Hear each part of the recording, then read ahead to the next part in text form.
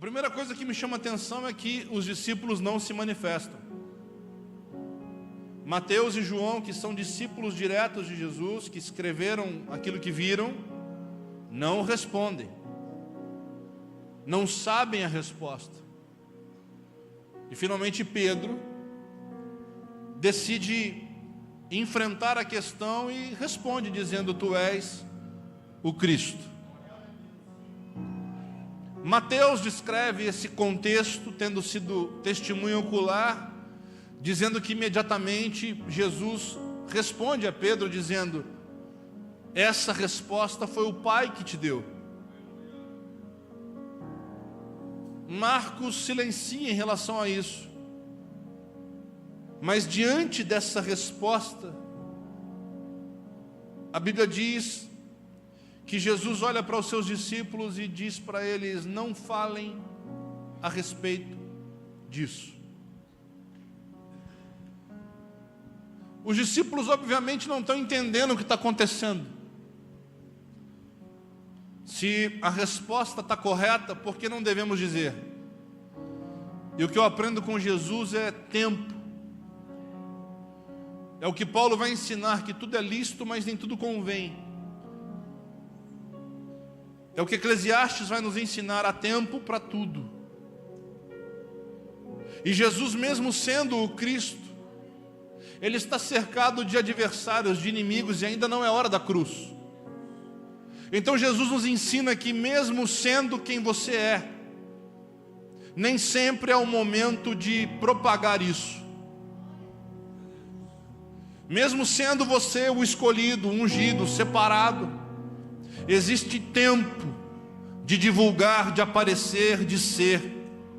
E existem momentos de silenciar, de fugir e esconder. Um grande problema dos nossos dias é o excesso de exposição que a gente passa.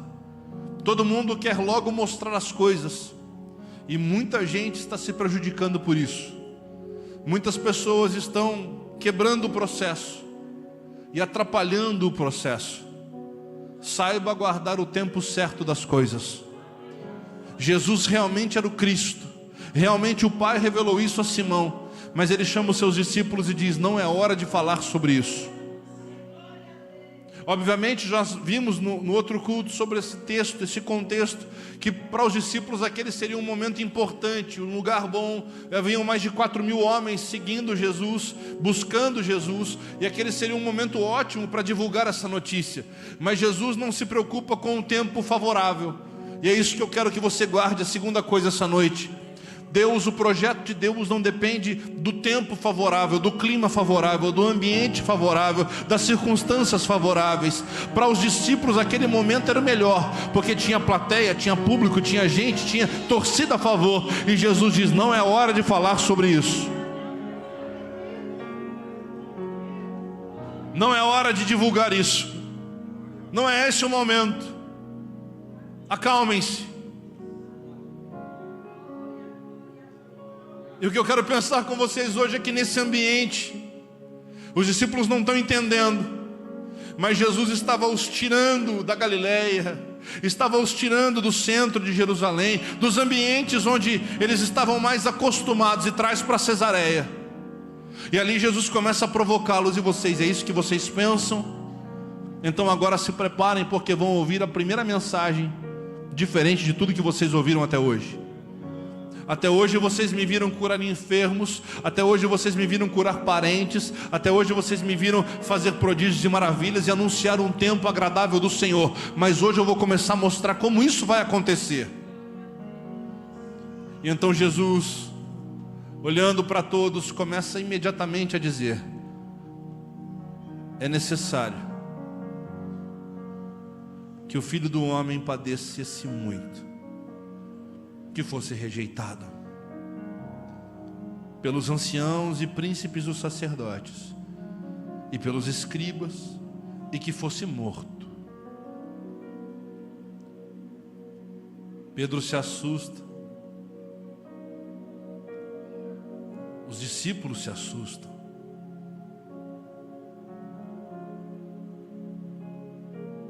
As pessoas dizem que eu sou João. Outros dizem que eu sou Elias. Outros dizem que eu sou um dos profetas.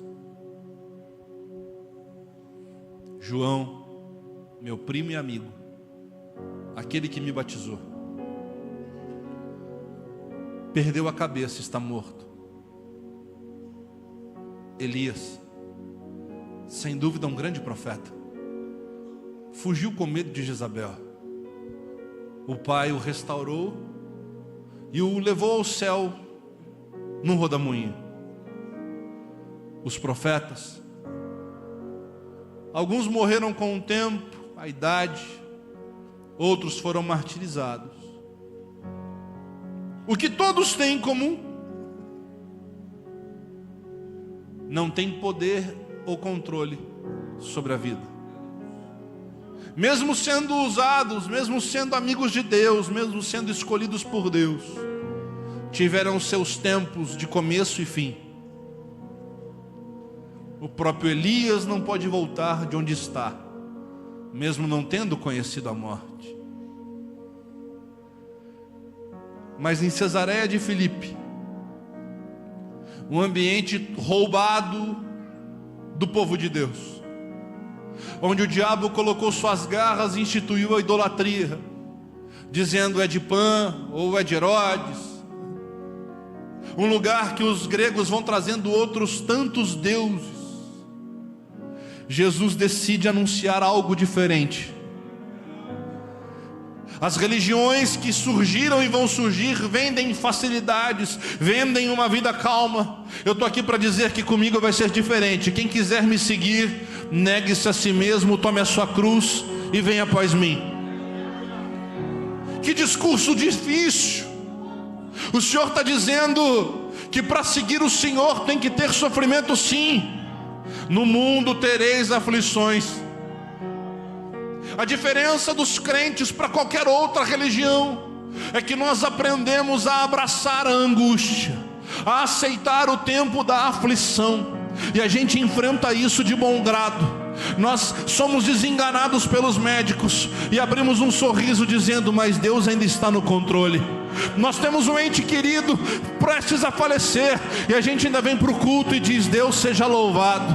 Qualquer outro religioso perde a noção, abandona o seu Deus, coloca o seu santo no armário, coloca o santo debaixo da porta, vai escondendo, vai abdicando da religiosidade. Mas os crentes, quanto mais afligidos, mais crentes eles são. A grande incógnita desde o tempo antigo é essa: os hebreus estavam afligidos no Egito, mas quanto mais o Egito lhes pressionava, mais eles cresciam.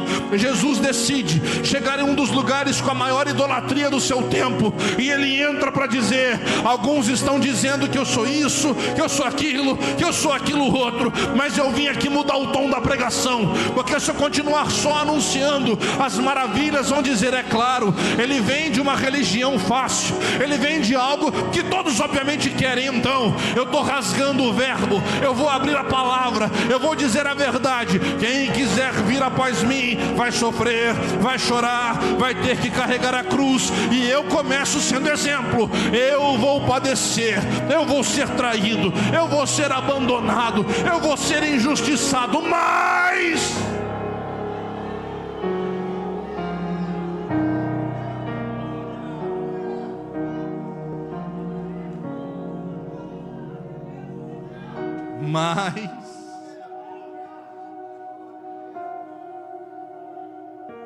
e começou a ensinar-lhes que importava que o Filho do Homem padecesse muito, que fosse rejeitado pelos anciãos e príncipes dos sacerdotes e pelos escribas, e que fosse morto, mas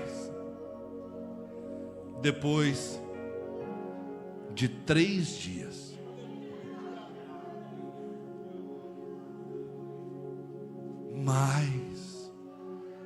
depois de 3 dias, você pode dizer isso comigo, mas depois de 3 dias,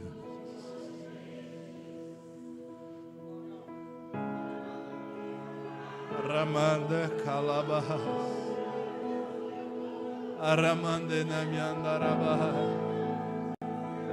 Quem quiser vir após mim, tome a sua cruz, negue-se a si mesmo e siga-me. Você vai passar vales dolorosos, vai passar momentos sombrios, vai derramar lágrimas, vai se sentir sozinho, mas depois de 3 dias,